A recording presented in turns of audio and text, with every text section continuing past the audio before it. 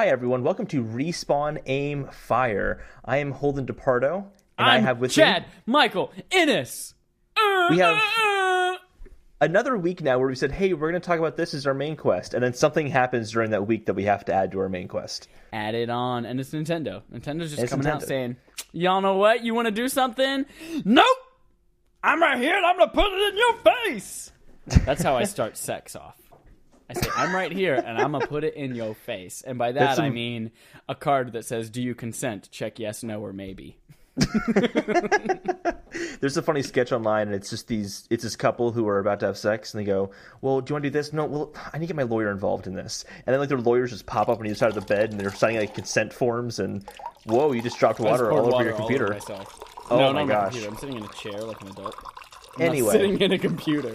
Sorry, what's the joke that I wasn't listening to anyway? It's okay. It doesn't matter. It wasn't funny. I'm not funny. It's okay. Welcome to the Sex Podcast, Respawn Aim Fire.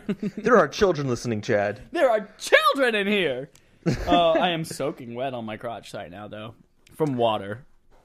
Before we jump into the show, we just want to remind everybody that we have a whole new BARF this week. A whole new BARF. Yeah, it's still the same as last week, but the same as this month. Different than last month. Yes, it is Far Cry 4, because it is March, which is not the fourth month of the year. Cinco de Cuatro. That's why we decided that one for March.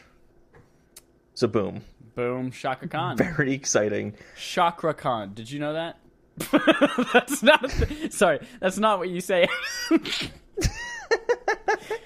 Chakra Khan. Did you know that is not the appropriate thing to say after that? It was like, have you heard that before? No, I didn't. Because I made it up. Okay, all right. It's Shaka Khan, except for he's very aligned in his chakras. Good for him. Yeah. Well, I wonder what you've been playing this week, Chad. It looks like you copied me a little bit this week. Oh, Holden, you're so business-minded. I'm very business-minded. I copied you straightforward. I'm a square. Yeah, Super Smash Bros. 3DS. I couldn't hold off any longer. The announcement was there.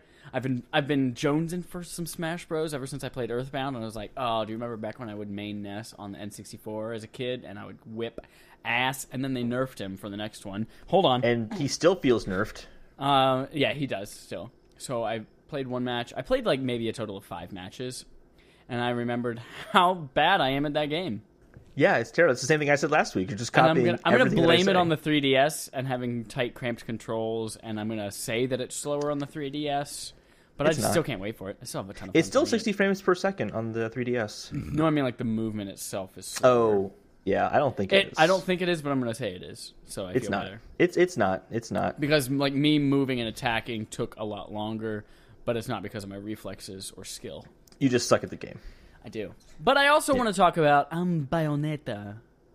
That's how the French say Bayonetta. That's a game that I beat this week. So I finally beat Bayonetta 1. This is my first time playing any Bayonetta. I guess my question for you is... I like it a lot. Yeah, is it worth the praise? Because that game got a ton of praise. Yeah, I enjoyed the last 2/3 of that game more than the first third. The first third was very much... I mean, it is all non-stop, high-octane action. Like, you are never not pushing a button in that game. So, it's really fun. There are some games, though, where you don't push buttons. This is confusing for me. Yeah. You don't push buttons? Florence? No, you push lots of buttons in Florence. No, you don't. You tap a lot of screens. So, really fun. But the first third of the game is much more like smaller fights with kind of fodder of all of these smaller enemies. And you occasionally see a big guy. And then at the end of the game, or like the middle of the game to the end, there are a lot of really awesome boss battles. And those are the things I think I had the most fun with. So, I enjoyed it a lot. I would say maybe I'd rate it like a 7.5 out of 10, maybe 8. But that makes me super excited for Bayonetta 2, which is getting like perfect scores at a lot of places. So I'm like, if I enjoyed that much... Just to tamper expectations a little bit, Bayonetta 1 got close to perfect scores, if I remember correctly. Yep, but it was like 9.5 territory. Did it get perfect? So the difference between 9.5 and 10 is not that huge.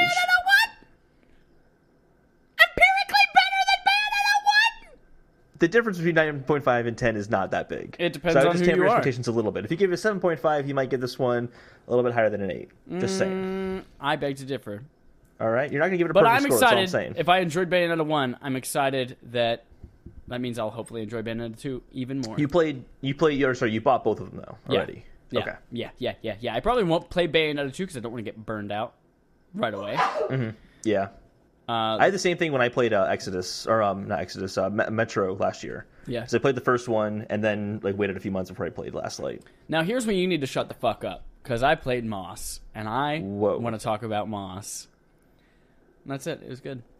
It was good. I'm just kidding. No, it was wonderful. It was wonderful. This is one of the games that we did in our leaderboard last beginning of the month. Came out 2 weeks ago for PlayStation VR. Yeah. I think it is a PSVR exclusive right now. Yes, it is. Actually, I think it might be a first-party game. It is, yeah. Is it? Yeah, I'm pretty sure. It's fantastic. It is the most beautiful game in VR, which you have to put that caveat in VR. I put on the helmet, and I'm in this game, and I was like, whoa. So much so that I had to restart the game after the first, exposition, because I was too busy, staring at all the environments and not paying attention to what they were saying. So I missed a lot of the story. So I was like, oh, I'm going to quit and restart. But it's beautiful AF. And then I hear it's one of the best environments in a VR game, where you really get a sense of the space. And you can kind of get but it's because it's small, not because it's huge. Yep. You are huge. They also do a really great job with that. If you look down at yourself in reflections in a nearby stream or a lake or something like that, you kind of look like something out of a Spirited Away movie. And it's really, really cool the way that it controls as well, because you are moving Moss with your left thumbstick and the face buttons to attack and jump, and then you're also moving the controller itself to control you, and you're holding the triggers grab things. And your body's a controller as well, in a sense, with moving your head around. Well, your head is just for perspective. It's important for a VR game, though. But it's like a puzzle platformer more so than fighting. There are fighting elements, but it's mostly a puzzle platformer. And it's so cool that there are little tiny scrolls that you can find at almost every level. And they might be hidden, but if you stand up and look around this tiny diorama of this beautiful cave or this forest, then you see it tucked in a corner somewhere and ooh, now I know where that is. I got to go get to it. That's cool. But it's beautiful, great mechanics, and the most adorable freaking character on the planet. I want one of those Totakus that are coming out this Friday of Moss the Mouse, because she is fucking adorable.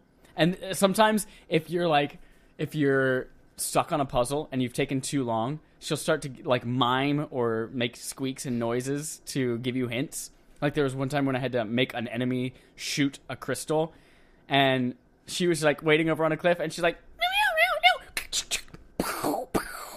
and she was making gun noises like a little kid, and it was so freaking cute. And then I did something right, and she's like, ah, and she raises her hand up to give me a high five, and I move my controller over there, and she goes, yeah, and she gives me a high. It's so awesome. Freaking super cute. So I love it. I'm halfway through, which is an hour and a half. It's a short game, but I already feel like I got my money's worth. So I was going to ask if the game could have been played in 2D or if it was VR exclusively, but it sounds like the interactions between the mouse and you is what makes it VR compatible, or better in VR. Yeah. In my head, I'm thinking I would love the ability to play it with the Move controllers instead of the DualShock, but then I'm thinking well, how does that work? Because there's no joystick. How do I move Moss? That's weird. But man, I would love to be able to maybe even turn the environments. All that'd be weird. I don't know. It's great the way it is. It's fantastic. Yeah. And I've already seen that one of the trophies, this is not a spoiler because it's a trophy and it's not hidden.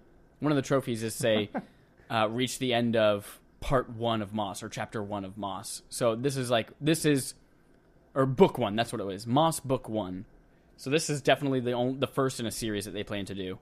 Which I'm glad you pointed that out, because because I was looking through all the reviews for that game in Leaderboard, and all of them are saying, man, it seems this game really just kind of ended and really left it open for a sequel. Are they doing a sequel? And they didn't seem to know, but that makes it incredibly obvious that there's going to be a sequel. Yep. You wouldn't be like, The Lord of the Rings Part 1, that's it. Right. It's over after that. Hunger Games, Mockingjay Part 1. That's it, y'all. That's it. Yeah, I hope you liked it. You have to infer Part 2. Half-Life 2, Part 2 of 3. That's it, you guys. That did happen, though. It did. So that's what I played this week. Holden, tell me about some playtime with Holden. What'd you guys do? So, you talk about VR. Actually, talk about a VR experience that I had this week. Ooh. I got to play with an Oculus VR. Aculoso.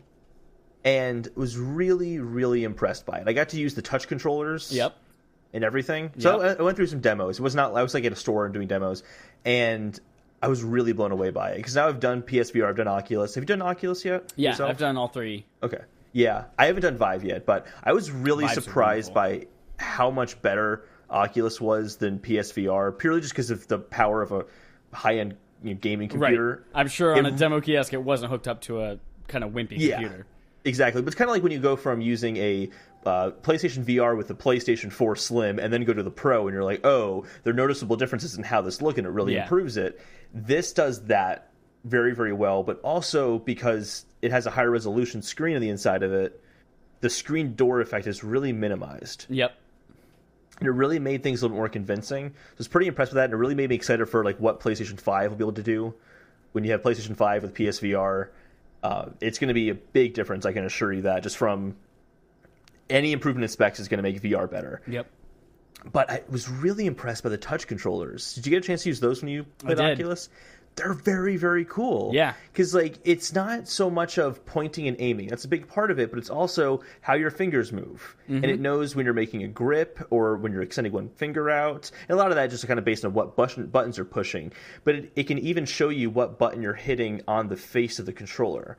Which is one thing I always found a little frustrating about the Move controllers is that I don't know what button I'm hitting. So I remember like one time you were telling me to hit a certain button and I kept hitting the wrong one. I can't remember what game it was. And you had to like come over and physically move my thumb to it to make me hit the right button. And this I can actually see. It's really kind of eerie almost. You can look down at your hands with these holographic representations of what your hands are doing on that controller. And if you move your hand over the thumbstick, your thumb in the holographic version of your thumb moves over the joystick. It's kind of wild. Yeah.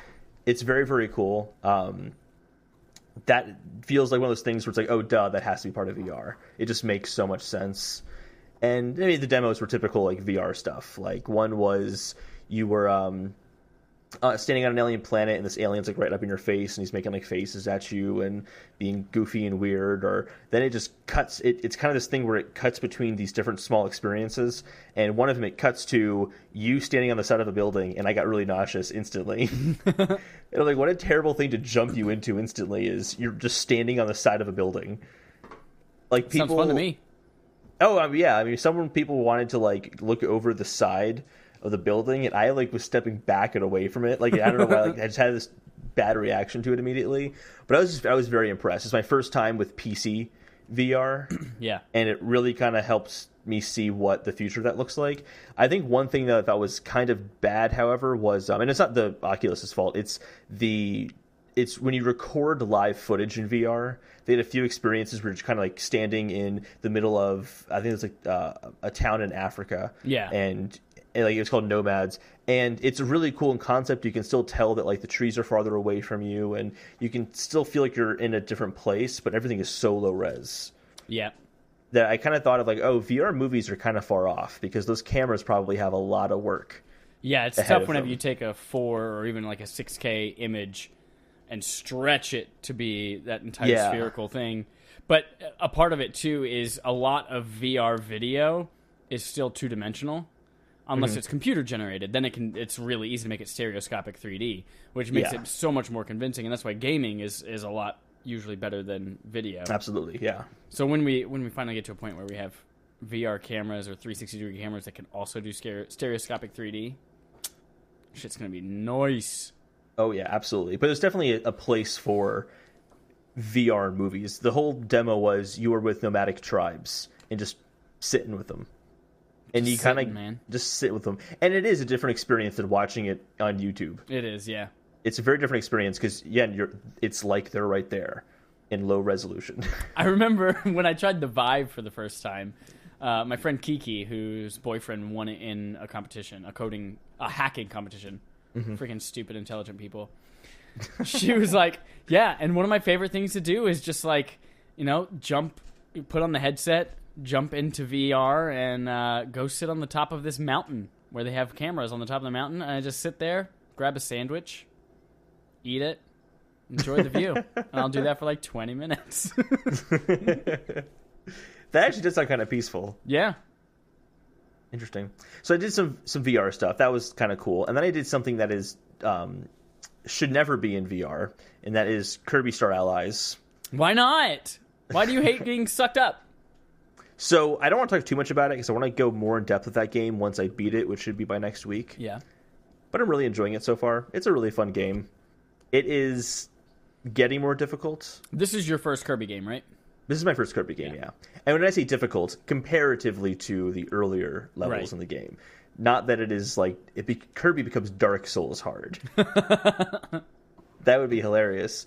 But it's fun. I mean, I like having the different kind of allies, your friends with you, and kind of combining your abilities with each other. It's definitely clever in that sense of, okay, if I go back to this level again, but I bring someone with ice powers with me, I can go into the secret area and unlock a new world.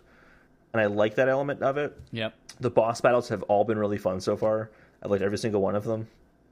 The only thing is that the only times I've died have been when I am confused as to where I am versus my friends, and then I've fallen down a hole or something like that. That's the only time I've died, and it doesn't feel fair.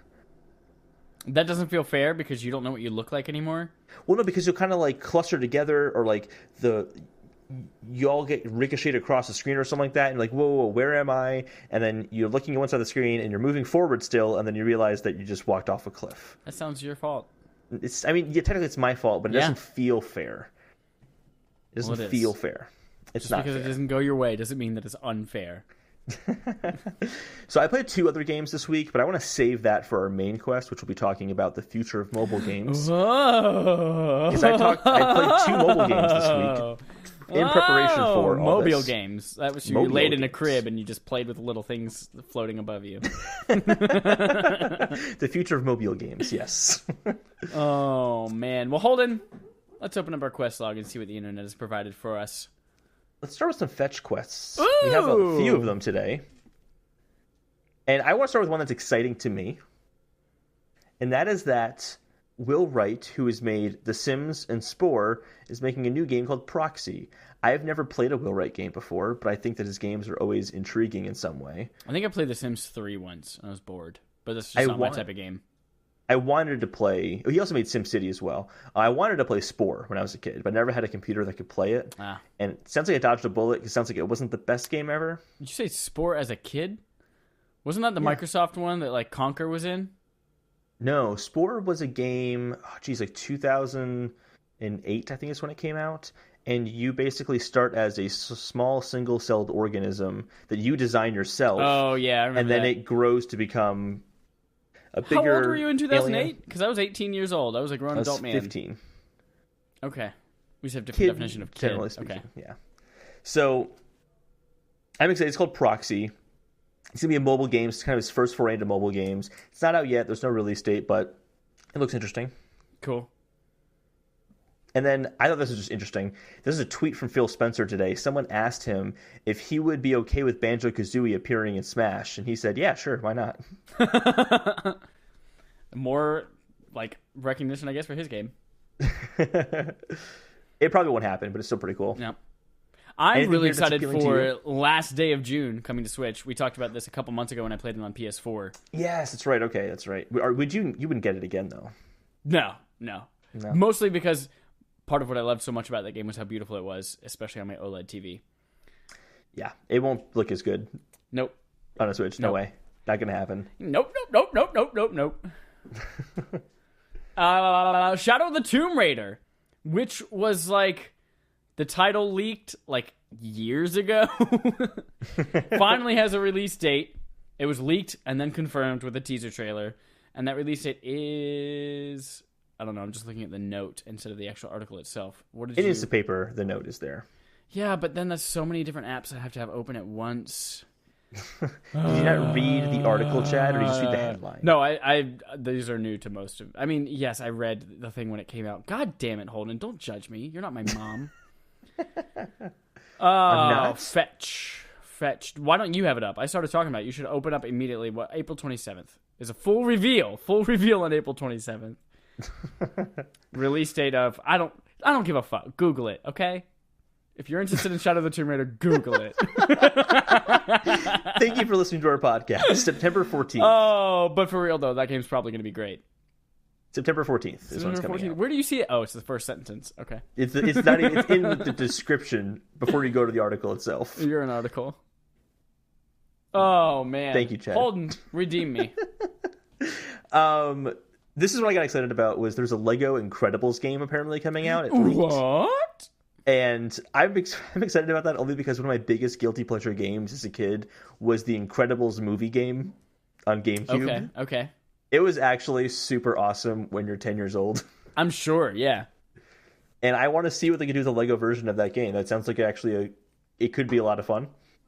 So I'm excited for that. I mean, I once peed in a baby bottle when I was younger, just because my sister did something to me, so I peed in her baby bottle. Not like not for feeding, but like a baby doll baby bottle. It's like plastic and 2 inches high.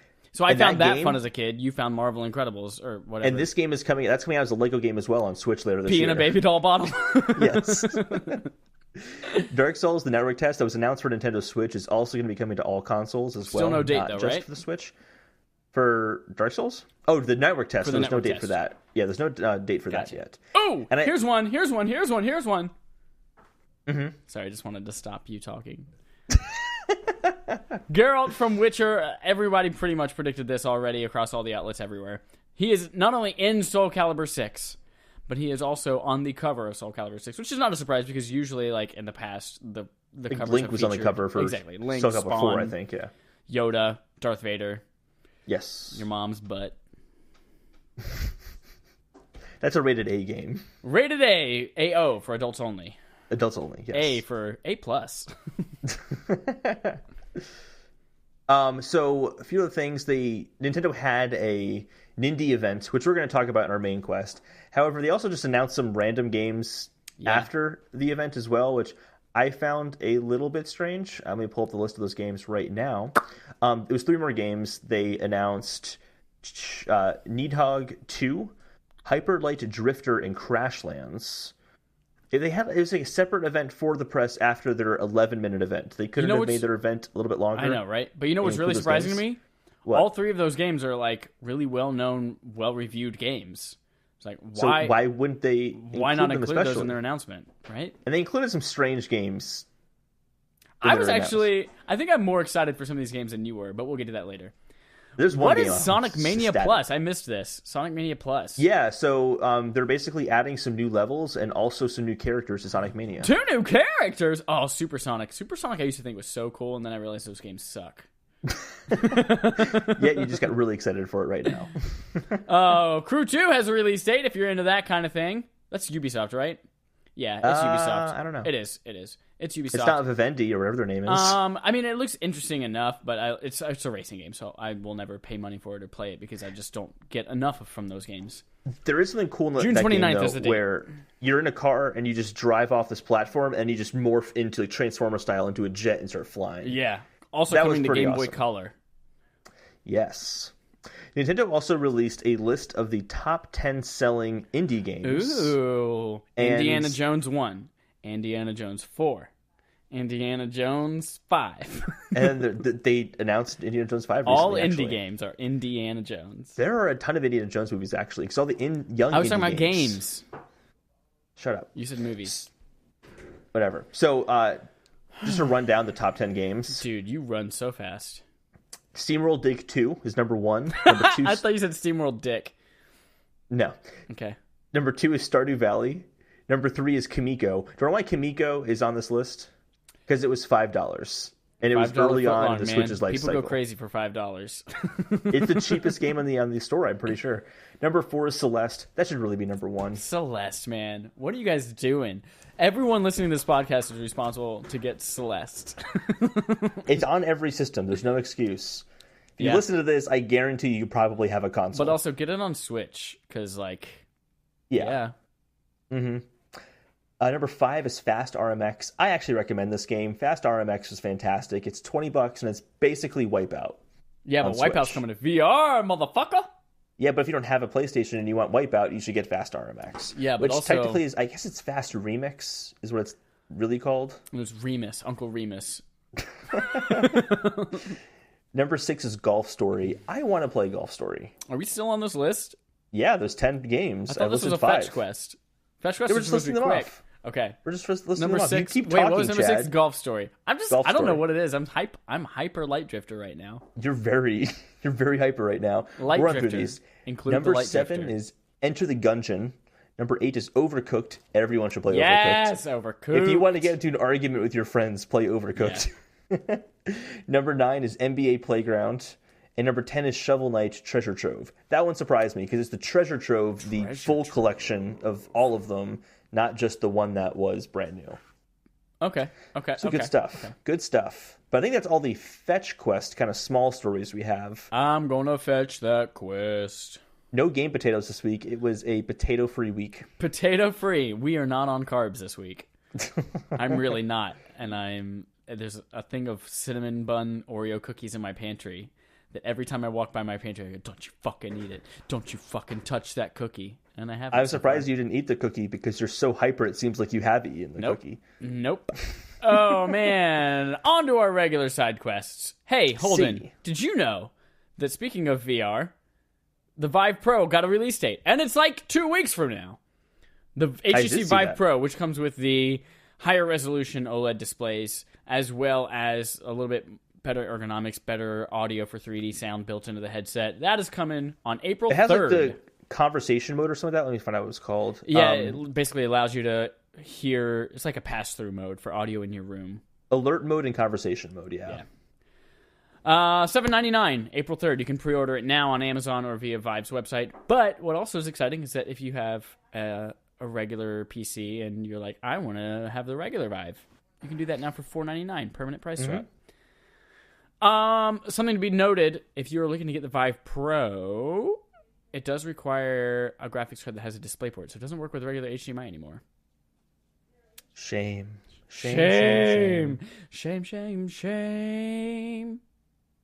So, let's talk about that Ataribox. This just keeps coming back in the news. Why and I still don't know. I really want to talk about this because I still don't really know what this is. But why are they doing it? Not why do we keep bringing it up? Oh, I know, yeah. And they've said a statement this time around that just makes it more confusing as to what it is. Okay. But basically, they put it up for pre-order, and they changed the name of it. It is now no longer the Ataribox. It is now the Atari VCS. Do you know what that says to me?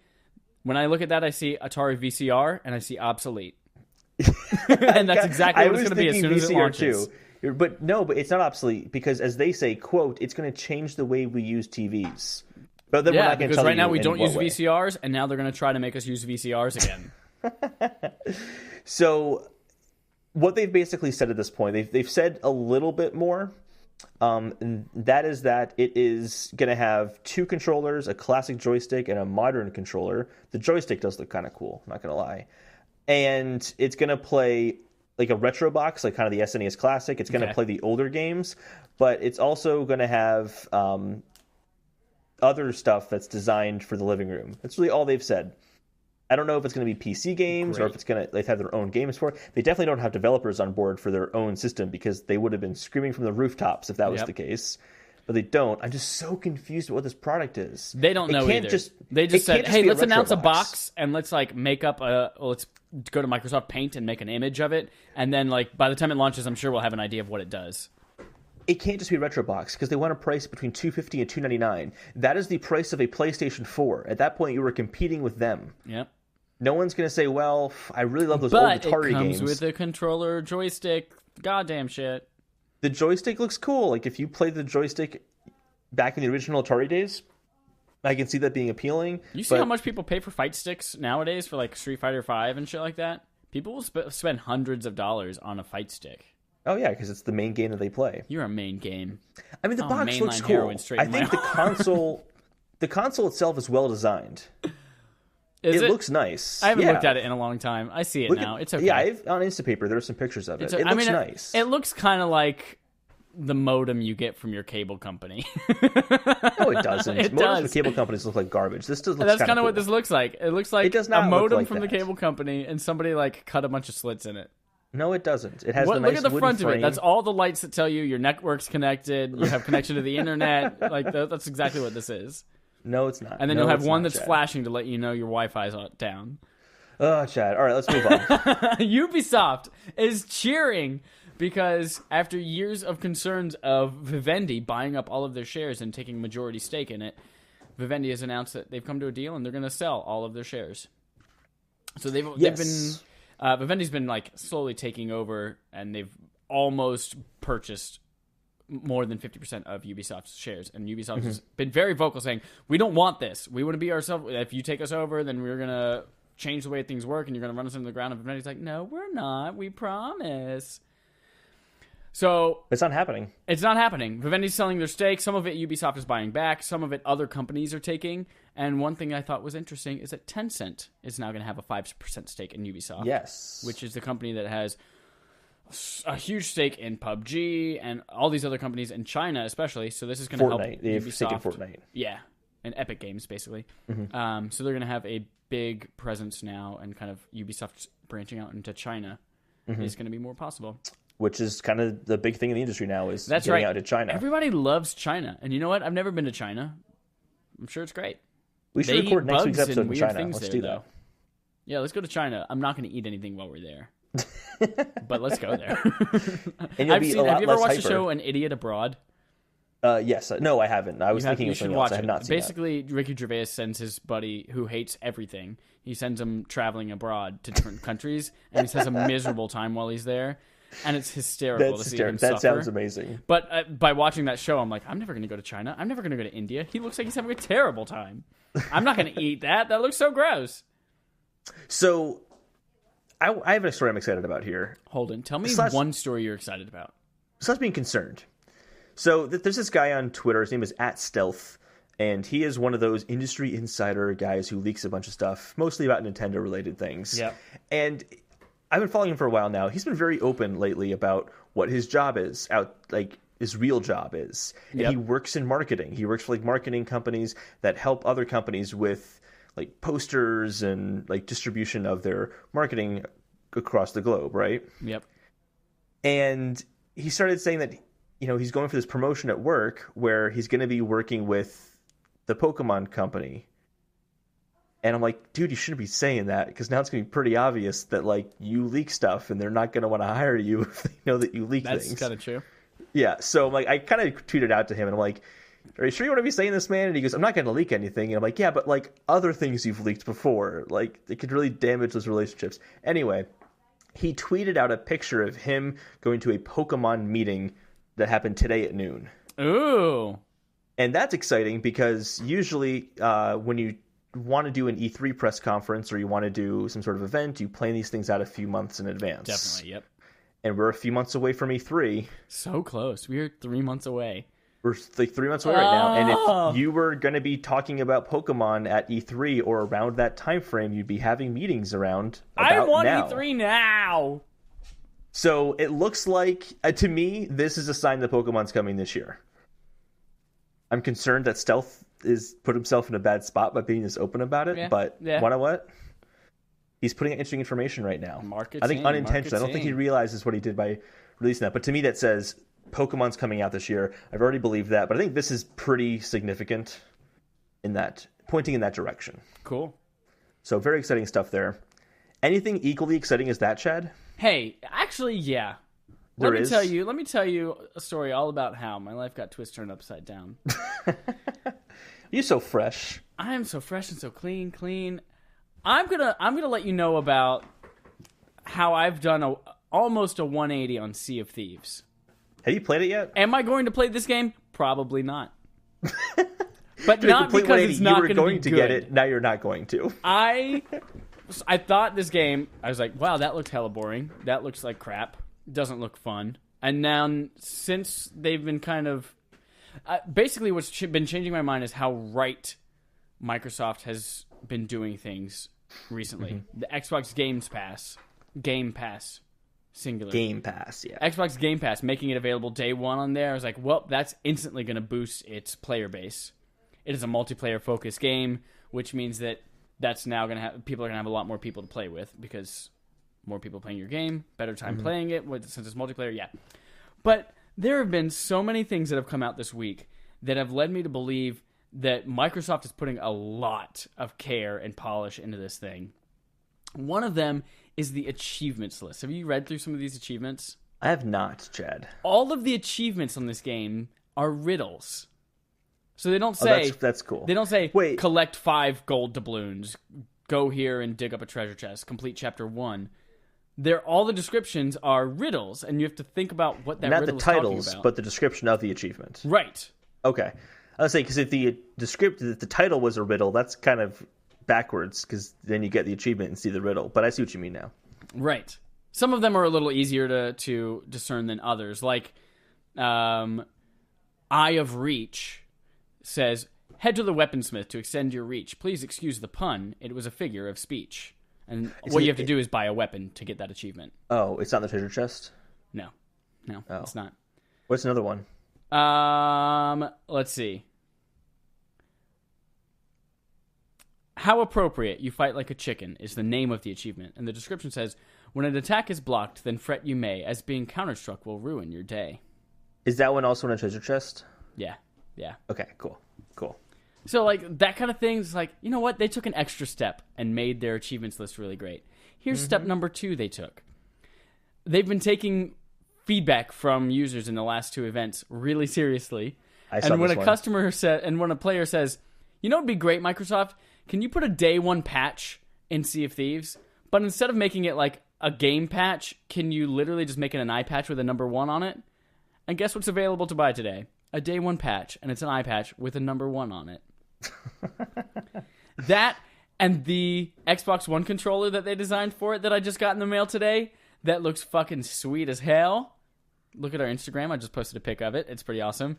Like, the small attention to detail on there, the compass on the joystick, the little water droplet kind of embossing on it, the 1 gold tooth trigger.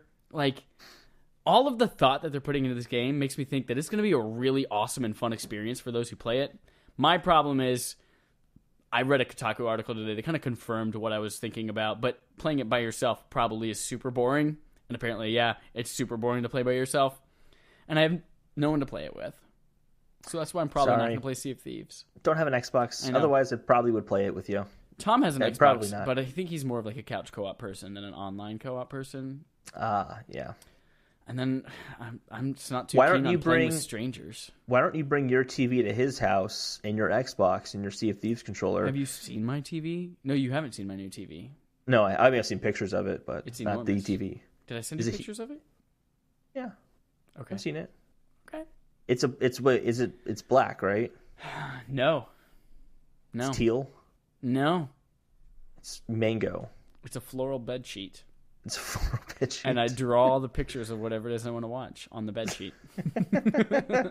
Oh my god, Horizon Zero Dawn looks amazing. So I've kind of done a 180 on Sea of Thieves. I probably won't play it, or maybe I'll dive into it for a little bit by myself, or maybe find a stranger. But you've done like 128 degree on Sea of Thieves, because you're still not going to buy it. I really appreciate all the hard work and thought and polish that Microsoft is doing with this game. So I hope it's successful, and I think it will be. Speaking of thoughtfulness, I think that Jack Tretton's new company is very thoughtful. Aww! And I want to talk about that.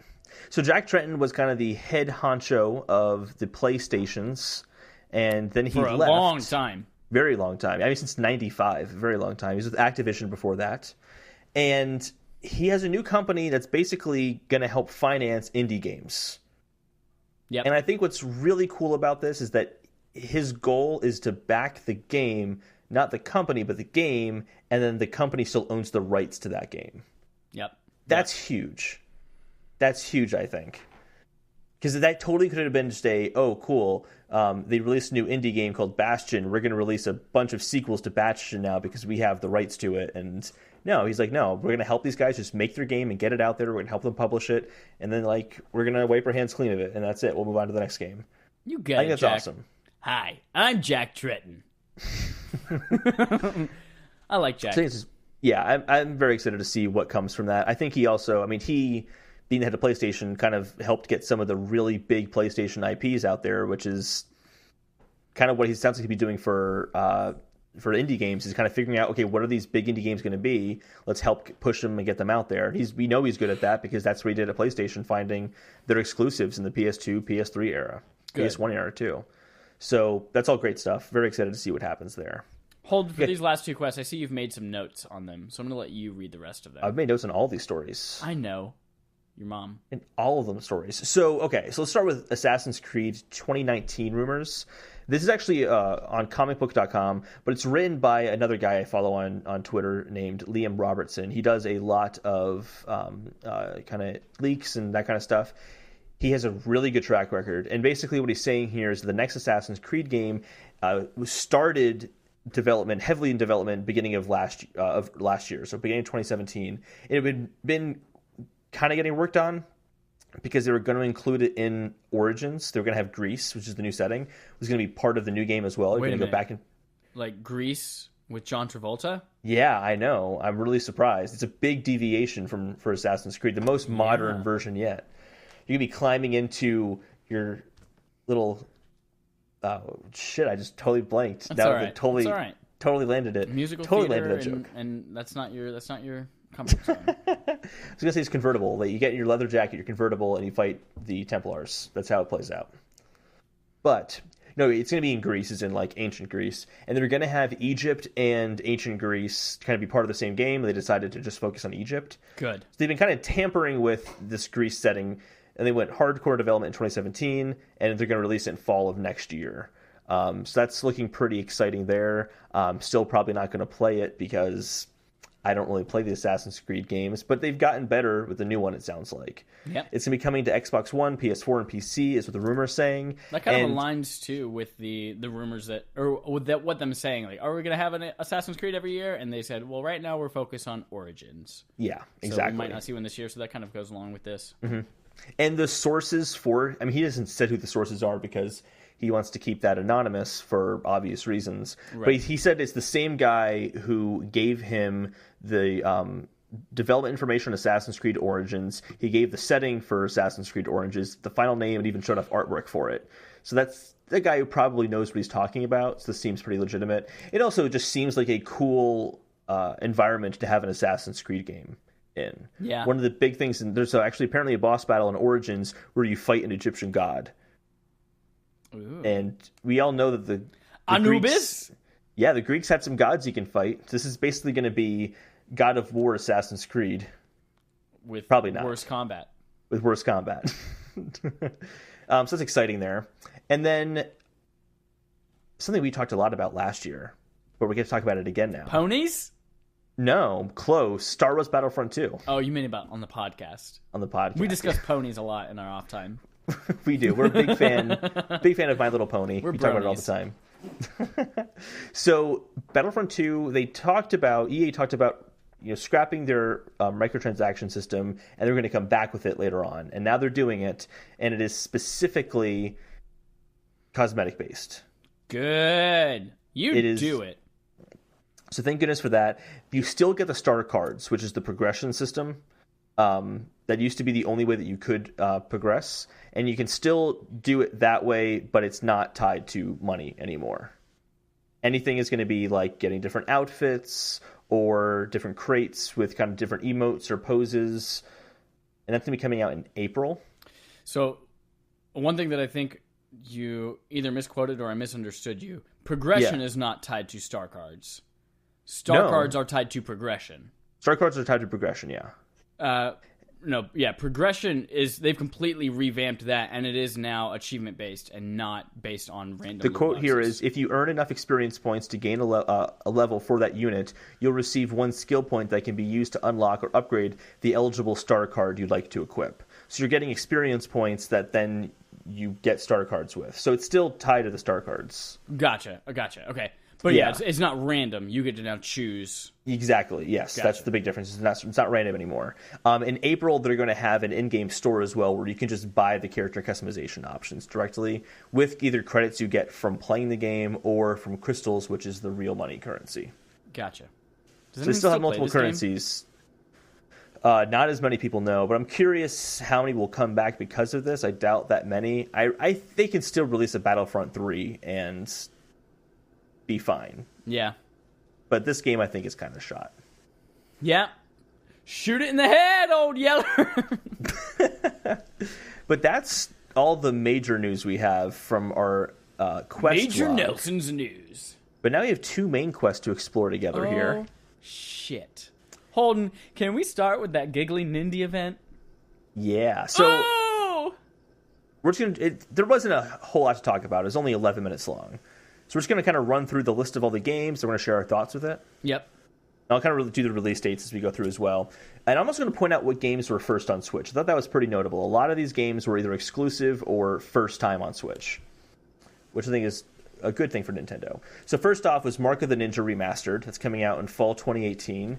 Finally had Fantasy Strike, summer 2018. Just Shapes and Beats, which is summer 2018, first on Switch. This game looks pretty cool. It looks great. I'm very excited for that game. Yeah. Garage, which is a top-down shooter, which they deemed ultra-violent. It's coming in spring 2018, also first on Switch. Adult Swim has a game called Pool Panic, coming in 2018, Switch exclusive. Bomb Chicken. That was Switch exclusive for Pool Panic? Yeah, Switch exclusive. Okay. Bomb Chicken is a first on Switch this summer. Lumines Remastered, spring 2018. It's May. They've officially said it's May. Reigns, Kings and Queens is spring 2018. Lightfall is spring 2018. West of Loathing is spring 2018, and that is also a Switch exclusive.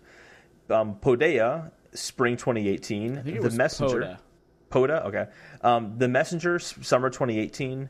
Bad North, first on the Switch, summer 2018. And then Banner Saga is coming summer 2018. They also said the first 2 games are going to be coming before that as well. They said soon. Great. Did you all catch all of those? There's going to be a test on that. Yeah, that was a lot of games. But they're not all important, so I don't want to spend a lot of time on each one of them. But what were the big standouts for you? Just Shapes and Beats. I'm very excited about it. It kind of looks like a badass version of Sound Shapes. Do you get to create your own stuff, though? Oh, I don't know. That's not what I played Sound Shapes for. I played Sound Shapes for the cool music and the soundtrack and the art style. Yeah, this kind of looks like it's a rhythm game, obviously, just beats, just shapes and beats, but it's also like it's a side-scrolling shooting game. Is what it kind of looks like as well. Side-scrolling shooting game. I didn't get that from it. But I think there's like a shooting element to it as well, from what I saw. They played it so quickly I couldn't quite tell, but it looked like there was some sort of like shooting element to it as well. Gotcha. Or at least you're avoiding obstacles as you're moving quickly through the environments. Yeah. Pool Panic, oddly enough, like I was like, looks so strange. It's from Adult Swim Games, but it like the art style looks very Rick and Morty and Adventure Time. And it looks, when I first found out it's called Pool Panic, I was like, oh, and everything's kind of centered around billiards, but it looks like really weird, fucked up versions of billiards. And I thought to myself, you know what? Golf is boring, but Kirby's Dream Course on Super Nintendo is a super fun way to play golf. And pool and billiards is boring, but Pool Panic looks like a really fun way to play pool. So I'm excited to play that game. I'm happy for you, Chad. One game I didn't give a shit about was Lumines. And then... I think you're just saying that because that's my most anticipated game from the list. I was about to text you today, be like, oh my god, did you see there's this crazy weird game you've never heard of called Lumines coming out today? The Messenger looks like a pretty cool game, too. What was that one again? I don't remember, but I remember the name The Messenger, and I was like, I thought that looked cool. Messenger. Hold on, I'm going to click on it right now. Oh, yes! That's the one where it's like you're 8-bit, and then you can switch into this dream world where you're 16-bit, and you're this ninja going around all the time. I thought that one looked really cool, too. And it looks very much like a platformer from the Super Nintendo days. Oh, right. It goes between 8-bit and 16-bit. Yeah. That's right. I remember that one now. That does look kind of cool. Yeah, there's only one game that really got me super pumped, and that was Lumines Remastered. Yeah. Just coming out in May. God, I just love Lumines so much. It's probably easily my favorite Vita game that I had. And if you remember, when we were talking about the Vita a few weeks ago, I mentioned how I would buy a Vita again just to play Lumines. And I was almost going to do it recently, and I'm glad I didn't, because it's coming to Switch. Yeah. And I'm so pumped. No back touchpad, though. Pumped. Yeah, there's no back touchpad, which actually was nice on Lumines, because you could tap to the beat and get like an extra bonus that way. Yeah. But one more game, I saw, Lightfall. Lightfall. There was apparently this was like the reveal, or maybe there was something new about it that was revealed. They spent an extended amount of time on Lightfall, but that's the one that looks like it borrows, or obviously it doesn't borrow because it was probably in development at the same time. But it looks a lot like Celeste, the 2D platforming part of it. Yes, it's the one you have the platforms you can kind of create as you're jumping. You're like have this magical box that does look pretty cool. Yeah, and jumping back and forth. They had a cool speedrun mode, too, where there's literally like a wave coming from behind you that you have to stay in front of. Yeah. That looked kind of cool. A tato wave. A whole wave of tatos.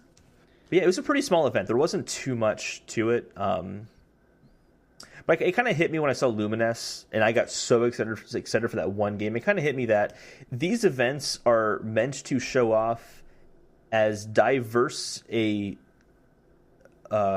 collection of games as possible to get that excitement from at least one of those games for you. Yeah. And I got so excited for Lumines that these announcements, all of them today, were worth it because I got Lumines coming to Switch. It's also coming to PS4, Xbox, and PC as well. But I don't care. I want to play that on the go. Yeah. That's how I want to play this game. I think of all of these, I'll probably only end up getting Just Shapes and Beats. I might get that one too. It depends on how well it does. Everyone online seems to be really excited for Bomb Chicken. Bomb Chicken, that seems like a game that everyone online would be really into. But yeah, I think that's all for the Nindies event. The Nando's event. Nando's Peri Peri. This is the last thing we'll hear from Nintendo until E3. So yep. That is it. But it's not the last thing we're talking about this week. Oh, shit! We got more? We got more. Welcome to Target! So...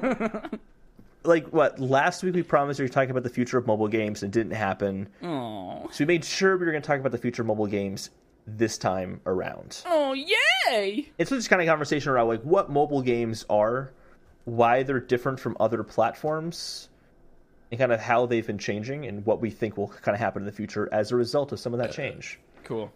And I wanted to start off with just kind of like what do mobile games do differently? What is it that distinguishes mobile games from console games, from PC games, from traditional handhelds like 3DS and Vita? Yeah. I think what I love most about a good mobile game, usually I don't like mobile games that are ports of other games or mobile games that like when a mobile game is good, it has been built ground up to take advantage of all the different parts of your phone. Yeah. Things that come to mind are like Florence that I just talked about last week that you played this week, or Sword and Sorcery, Two Brothers, like those kind of games that take advantage of every part of the screen and the gestures that you do. That kind of stuff that makes them unique and makes them playable. But when you try to force a whole bunch of buttons onto the screen that don't belong there to begin with, that's when they're like, oh, that sucks. We'll get to that. I definitely want to talk about kind of console games or pocket editions of games. Yeah. I want to talk about that. But I do want to talk about what you kind of mentioned there, which is like Florence, which is... I just played it this week, and it's kind of this really beautiful narrative game with really no dialogue, but it uses the touchscreen in interesting ways to kind of show this evolution of a relationship from beginning to end. And it's really touching how it works. But there are just these small little things that like kind of kept me engrossed in it. And that's to like how an iPhone can vibrate in kind of those very specific nuanced ways. Yeah. And you can kind of like feel the different vibrations you're pushing. It kind of like absorbed me into the game more. Or like you have when you're having this argument with your boyfriend and you're kind of putting the puzzle pieces together to form the conversation bubble really quickly. Yep. Or how when you first talk to him, the bubbles are it's a more complicated puzzle, but as the conversation goes on, it gets easier to talk to him, so it's easier to put the puzzle together. And there just aren't kind of experiences that you would pay $40 on a 3DS for. Right. This is like, hey, let's be experimental. Let's try something unique. It's going to cost a few bucks. Let's try something. Yep. And I think experimentation's a big thing of what I think makes mobile games unique. They might not always be good. There's a lot of garbage. Oh, there's so much trash. So much trash on the mobile markets, but you get these really unique gems occasionally. I would even say though that like I agree with you that mobile games are beneficial when they utilize most aspects of the phone. But there are other examples too, like Monument Valley. I mean, Monument Valley could have been on a console. Yeah. It doesn't necessarily require touch. I think it's better on a touchscreen because you're going to have that direct input. But like that's just again a game that oh, it's a few bucks, I'll try this out. The developers were kind of willing to take that risk in a way that they wouldn't have otherwise. And I put a note in here that kind of confused Chad, but I'll explain it now, and that's handheld PCs. Yeah, what is that? What are you talking about? So basically, the idea is that, when you're putting a game on PS4 or, Xbox One, Nintendo Switch, it has to get approved by those companies to get on there. And yeah, there's Steam. You have to kind of go through them to get approval. But you can also just put a game up there and just kind of see what happens with it. Yeah. And you kind of have that with the mobile store, which is that, hey, I have this random idea. This idea means a lot to me. It might not mean anything to anybody else, but I'm going to make it and throw it up there. And I think in that sense, they're kind of like these handheld PCs where it's more open for people to kind of throw things up there than you'd get on consoles or like the Vita or something like that. Oh, I see what you did there. So that's what I mean by handheld PCs. Okay.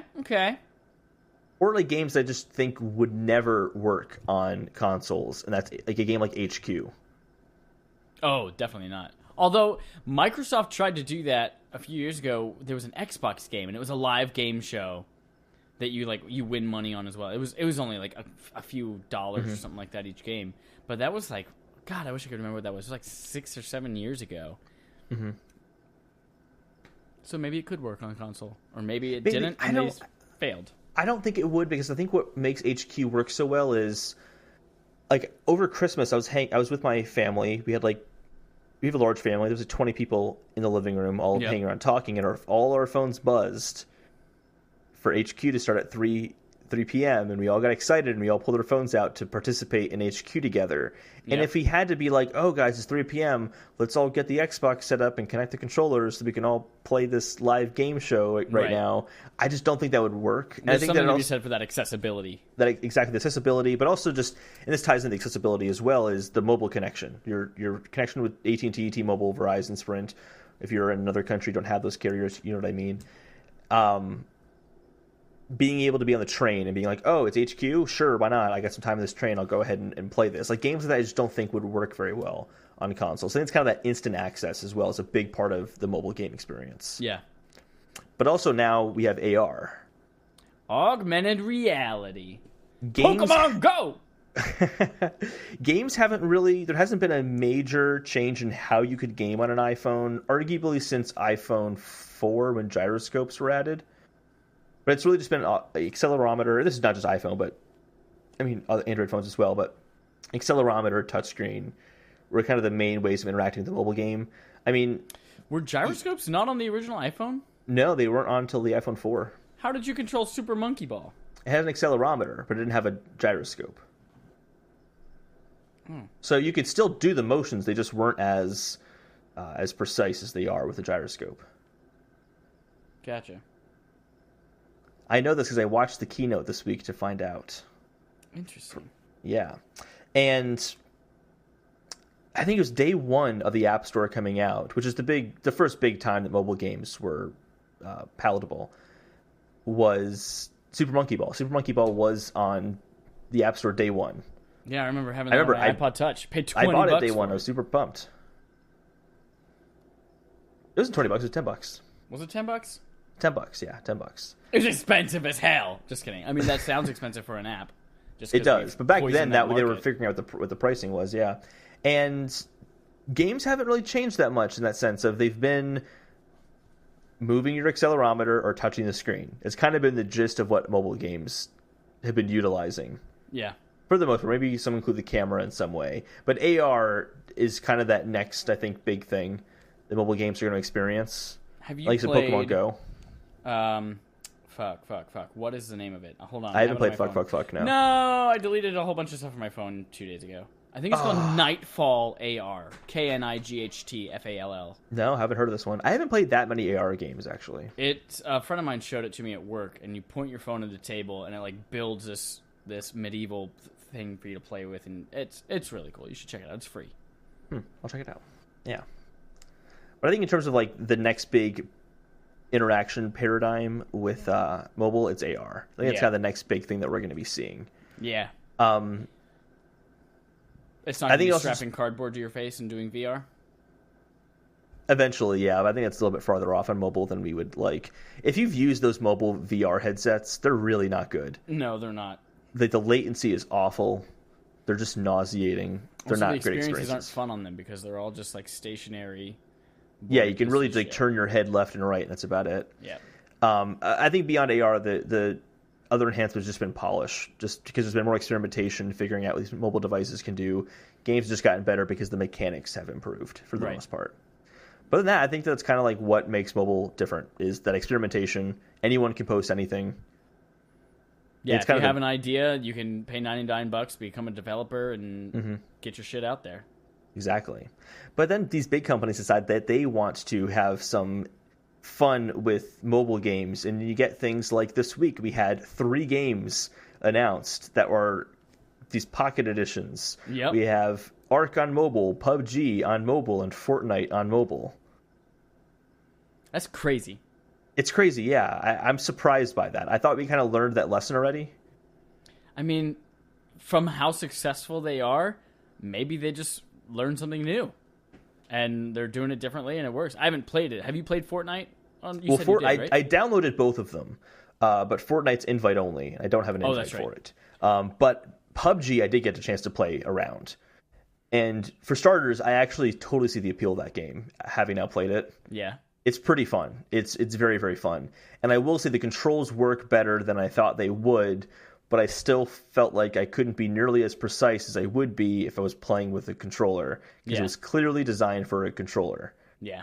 Like little things like you just move on your left thumb controls your movement, and then you use your right thumb to control the camera where the camera's looking. Yep. Then you have these virtual buttons for jumping and shooting, and like when I had to pick up items off the ground, what a gigantic pain in the ass that was. Like I had a handgun that ran out of bullets, and I was able to pick up an assault rifle. I'm like, I want the assault rifle. That seems like it'll be more effective. I go to pick it up, but because it's a touchscreen, I hit it again, and then I picked up the pistol again. And then I kept switching back and forth between them over and over and over and over again. And I'm like, if someone comes over to me now and kills me now because of this, I'm going to be really pissed. Luckily, that did not happen. But it clearly wasn't ideal. From what it sounds like, PUBG, as opposed to Fortnite, PUBG's already been out in China and mobile for a couple months. Yeah. But from what it sounds like, PUBG is all around on all systems, it's less polished. But it was definitely almost seems like a reaction to Fortnite this week. They're like, oh shit, maybe we had plans to release it in the US, but we wanted to polish it first, but Fortnite just came out and we can't let them have it. I wouldn't say polish was its biggest issue. But I was actually surprised by how well it ran and how good it looked. But Fortnite, I guess it is a part of polish, but Fortnite apparently, from what I've been reading about the mobile version, is that they have made some changes to the way that it works, and rather than just throwing an overlay of touch controls on top of it, that things do work a little bit differently on the mobile version, and they've made some adjustments because you're playing on a mobile platform. The advantage that PUBG has, however, is that there is no crossplay for PUBG. So if you're playing on the mobile version, you're only fighting people who are having an equally as difficult time playing than you. Okay, that's actually good, because that is not apparent when you're playing the game. I thought I was actually playing against PC players, in which case I was surprised that I did as well as I did. Because my group and I came in the top 15 at 100 people. So I'm like, there's no way that the PC players are this bad. There's just no way. But now this makes a lot more sense. Yeah. Because it would be a really poor disadvantage where I'm playing on this tiny little screen. I can't see a guy who's super far away. But if I have a gigantic PC monitor, I'll have a better view of what's happening around me. Right. So that's actually really good to know. It still isn't ideal, though. And I don't know how Ark is going to play because it hasn't come out yet, but it's another example of that kind of pocket edition. But I think there are good pocket editions, though. Like you have Final Fantasy 15. Did you play that one yet? Not yet. It's on my phone, but I haven't played it yet. All the controls are revamped for touch. Yeah. And see, that's when they do it right, when they redesign the entire game based around it rather than throwing an overlay on top. Yeah. But there are these games that would try to mimic what it was like to be like Call of Duty. I think it was called Modern Combat. Oh, yeah. And those were terrible. They would just try to be a first-person shooter using twin stick, and they would advertise like twin stick shooter on iPhone. Or there's one called Nova, which is the same thing. I played Nova. I played 2 Nova and too. 3. They were actually good. They weren't bad at all. Yeah, they were okay. For a mobile game, they were not that bad. Yeah, and especially at the time, like that was 5 or 6 years ago. They were definitely standard setters for sure. But I think that we're seeing less and less of that kind of stuff. And now we're seeing a lot more of kind of arcadey, like Candy Crush style games, like puzzle games, things like that. Yeah. I think what I'll be most interested to see with all of these mobile or pocket editions is how they financially become viable for these companies. Oh, I mean, Fortnite has already sold $1.5 million worth of content in 3 days. But that's because it Pretty has good. that in-game cosmetic shit. And you buy it on the mobile platform, you see it shows up on your PC, it shows up on your console. Whereas PUBG's monetization is all around you buy the game for $40. How are they, like, what is their mobile platform and mobile strategy when it's now offered for free on mobile? Do they now introduce a cosmetic item system? I don't know too much about PUBG, but I'm pretty sure it doesn't already have that feature. Well, here's the thing. It couldn't really be cosmetic because it starts off with you in a plane jumping off the plane onto the map. And when you do that, you have underwear on, and that's all you have. Oh, yeah, that's right, because you're collecting everything. And also, you have to... if you're dressed as a stupid, crazy flamingo, you would stand out like a sore thumb, too. Exactly. So yeah, how does PUBG make money on mobile? Selling your data. Can we have access to your contacts and photos, please? PUBG needs access to your location. PUBG needs access to your camera. PUBG needs access to everything. Yeah, that's a good point. I hadn't actually thought too much about that. Yeah. Or maybe they just kind of view it as, hey, you can try PUBG out in this limited way. Limited being like it's the full game, but it's, mobile. Sure. And if you want to experience the full PUBG, then you buy the PC or console version. So it's kind of like a tease. I don't know. Yeah, like a tease, like a big old tease. Little tease. Are there any other console games that have come to mobile? I mean, we have like Witness, BioShock, which they took down. BioShock Thomas was removed. alone. Yeah. Witness works really well on mobile just because you're drawing line puzzles. Like it just works super well. Actually, I think it's better on mobile because you can take a screenshot and then on an iPad you can just pull up the screenshot and draw on the screenshot to figure out the puzzle solution. Then you go back to the game and solve the puzzle. Yeah, it's kind of great for that. Do you know what was surprising to me though? Do you know what's now has a Pocket Edition on mobile, and I had no idea about this. What is Thumper. It? Oh yeah, I knew that. I didn't know that. Yeah, it's like $4.99 or something like that. Apparently, it's also like it is a different game. It's not the same exact 10 levels. They're like different for mobile, which I think is really cool. Yeah, and that's them doing it right. In fact, I'm buying it right now. Like as I'm talking to you, I'm typing Thumper into the App Store because I forgot about it. Thumper Pocket Edition. You love Thumper. I fucking love Thumper. $3.99. Fuck yeah, I'll buy that. Editor's choice. Rhythm violence is the genre. Done. Bought it. It's downloading. So there's that. So I think the kind of what we're kind of getting at here is that the future of mobile games is games continuing to experiment and utilize the uniqueness of a smartphone. Yeah. And it's kind of hard to predict what kind of games we're going to see in the future because it's really just kind of whatever wild idea someone just spontaneously comes up with. Yeah. It's not as clear-cut as, well, like we were talking about future of gaming, we were talking about streaming of games over 5G networks, and every system is going to be like the Switch. It's like a handheld hybrid thing. Instead, like it's easier to predict, I would think. Mobile is kind of more random. But there are some negative things about mobile that's already proven true that really bothers me. One of them you already mentioned. BioShock's not on the store anymore. Yeah, and that's actually exactly what I want to talk about right now. So I was trying to find this article. I read this article a few months ago, and it wasn't a news story, so I don't really ever include it in the podcast. But it's worth mentioning now. I could not find it again, but the gist of the article is, back in like 2009 or so, a few years after the App Store had come out, a gaming publication made a top 50 list of the best top 50 mobile games. And only 10 of them are still in the App Store. Yeah. Only 10 of them. And there's many reasons for that. It could be like BioShock, where the developer said, this game sucks, we're taking it off. Yep. We can just remove the game off the App Store. and then no one has access to it ever again. You can't side load games onto an iPhone very easily. I'm sure on Android, if you can kind of put a homebrew on there, it's easier, but iPhone doesn't necessarily work that way. So you could lose access to the stuff. Yep. But it could also just be, hey, we're cutting off 32-bit support. Right. In any game that's not 32-bit, it scrapped it. We're getting removed. And the developer says, well, shit, I have 50 games that I've released in the App Store. I don't have time to go through all these games to update them all. And they're just lost to history. Yeah. Or if that developer no longer exists. Exactly. I mean, yeah. if you get like a PS4 game or a Xbox 360 game or something like that, and the developer goes under, their game is still on shelves. It's still on the Xbox Store. Mm-hmm. But if a developer goes under and they don't update their app in the App Store, it's gone. It's gone. And this happened to a game of mine called Blocked, which I really enjoyed. It was a really well-refined version of those move the little blocks out of the way to get your block through. Okay. You know what I'm talking about? Have you played those games before? Yeah. It's called Blocked. It was a really polished version of one of those games. Such a great little art style to it. Gone forever. I can't even go to my purchase history and download it again. Yep. Very upsetting. Just like PT. Just like PT, yeah. So it can happen on consoles, but it's definitely much more of an issue on Google Play and the App Store. Yep. I think that's kind of the dark side, is I think that game preservation is going to be harder on mobile, which I think is important for mobile because, like we just said, there's a lot more experimentation that's happening on mobile and trying new things out, and some of that stuff could just be lost forever. Some of it should. Yeah, most of it should. Yeah, but yeah, that's definitely something we'll have to figure out as an industry.